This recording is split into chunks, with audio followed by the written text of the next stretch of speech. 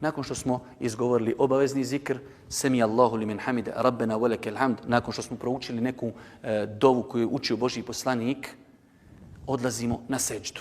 Opet dolazimo do mjesta da po velikom broju islamskih učenjaka prilikom odlaska na seždu dižu se ruke u visini ramena ili u visini ušiju, a rekli smo da po hanefijskom mezhebu to ne treba činiti i to nije sunnet. Tako da mi ćemo sada praktično pokazati kako čovjek odlazi na seždu. Postavlja se pitanje kako i na koji način obaviti seždu. Možemo obaviti seždu da idemo prvo da spustimo ruke, imamo drugi način da spustimo prvo svoja koljena. Islamski učenjaci su, možemo nazvati, vodili raspravu oko toga šta je bliže sunnetu Božijeg poslanika, alejhi salatu vesselam. Ono što je nama bitno zapamtiti jeste bilo koji način da odaberemo, naš namaz je ispravan. Ja lično preferiram da je bliže malo sunnetu Allahu poslanika i da je to sa jačim utemeljenjem da čovjek prvo spušta ruke. Ali, znači, mi ćemo pokazati kako se čovjek spušta kada ide na koljena. Završili smo, znači, kijam. Bili smo na ruku, vratili smo se na kijam. Semi Allahu limen hamide. Rabbena velekel hamd. Hamden kathiran tajiben mubarakan fihi. Ako dižemo ruke, podigli smo ruke, odlazimo na seždu. Ako ne dižemo ruke, spuštamo se na seždu ovako.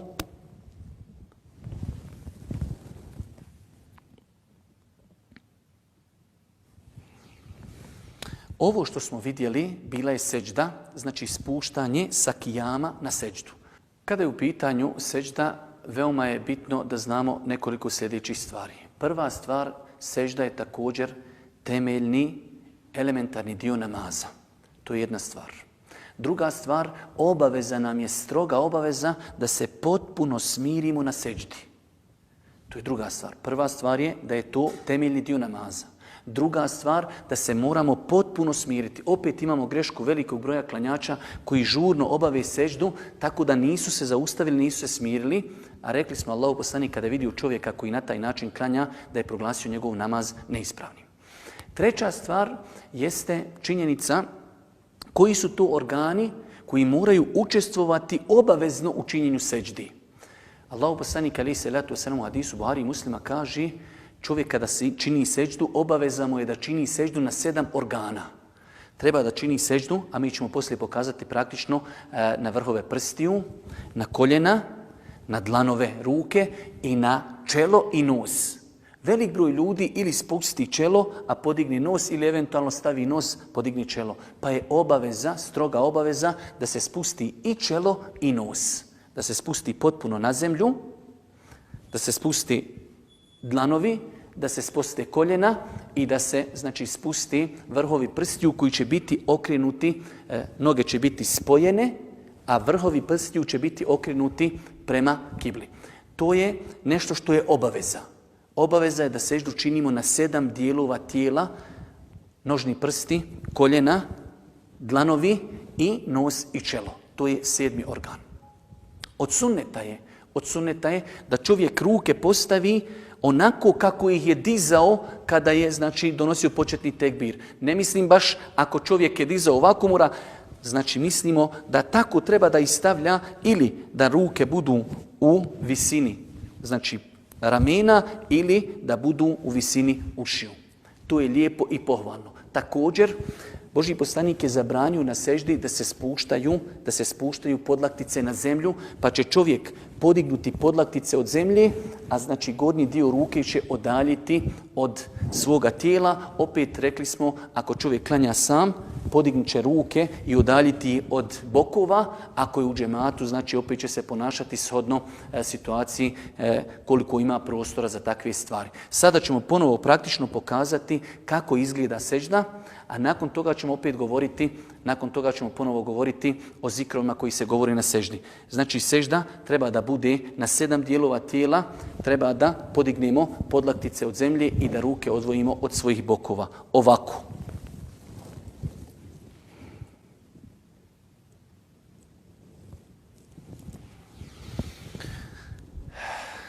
Također od stvari koje treba da znamo vezuju se za seždu jesu i zikrovi.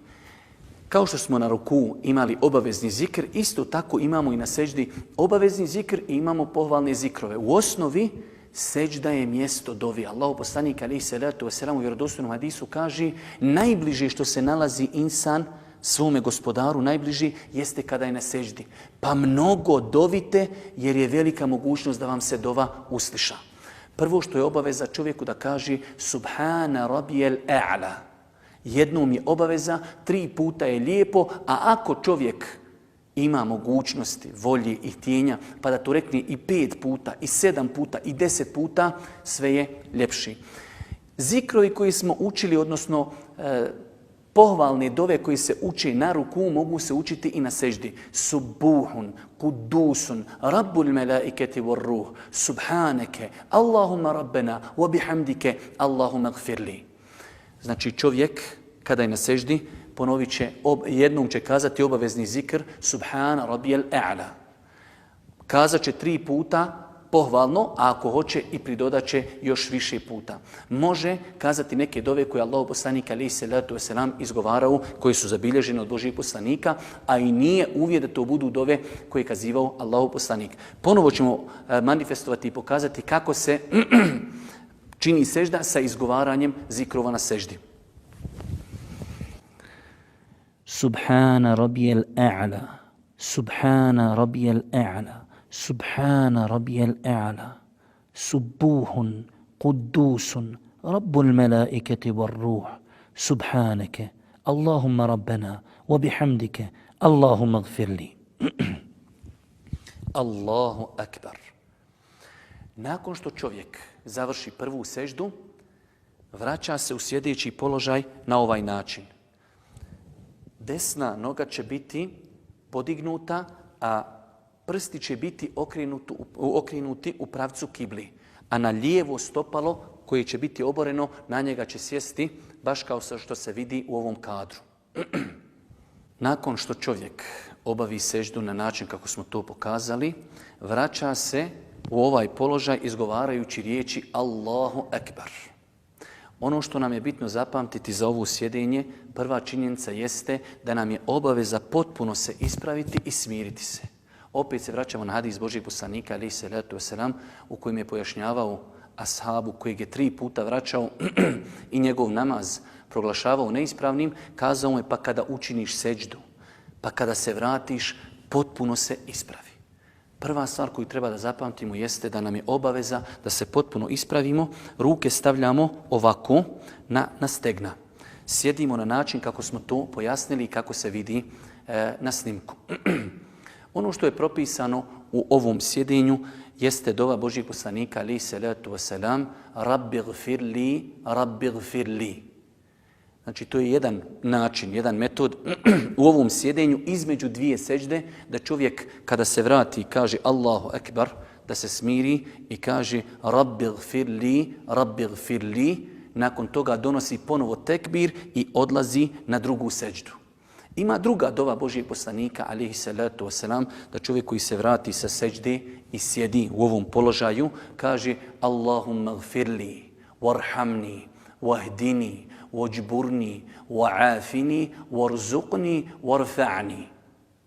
Ovo je jedna veoma lijepa dova, čije značenje možete, ako Bog da, pročitati u spomenutoj knjizi Šeha Safeta. Nakon toga, nakon što se čovjek potpuno smirio, nakon što je proučio dovu, odlazi na seždu. Rekli smo da velik broj ljudi pravi grešku, ne vrati se potpuno sa seždi, već se odmah vraća i čini drugu seždu, čime možda dovodi svoj namaz u pitanje. Obaveza je da se čovjek sa sežde vrati, prouči dovu i ponovo odlazi na seždu. Ja ću sada učiniti prvu seždu, vratiti se, proučiti zikr i ponovo učiniti drugu seždu. Allahu akbar. Rabbi gfirli, Rabbi gfirli. Allahu akbar. Subhana rabbiyal a'la, Subhana rabbiyal a'la, Subhana rabbiyal a'la, Subuhun, Kudusun, Rabbul melaiketi var ruh, Subhaneke, Allahumma rabbena, wa bihamdike, Allahumma gfirli. Allahu akbar. Nakon što čovjek završi drugu seždu identično prvoj seždi sa svim onim stvarima koje smo mi pojašnjavali, izgovara riječi Allahu Ekber i ustaje na drugi rekiat. Imamo dva načina i dvije metode kako možemo ustati na drugi rekiat. Možemo ustati direktno na drugi rekiat, bez da se oslanjamo rukama na zemlju, bez da pravimo pauzu.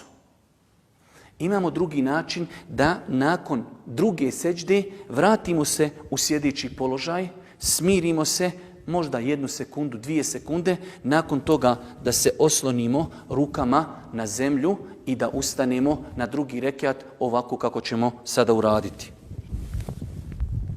Allahu Ekber.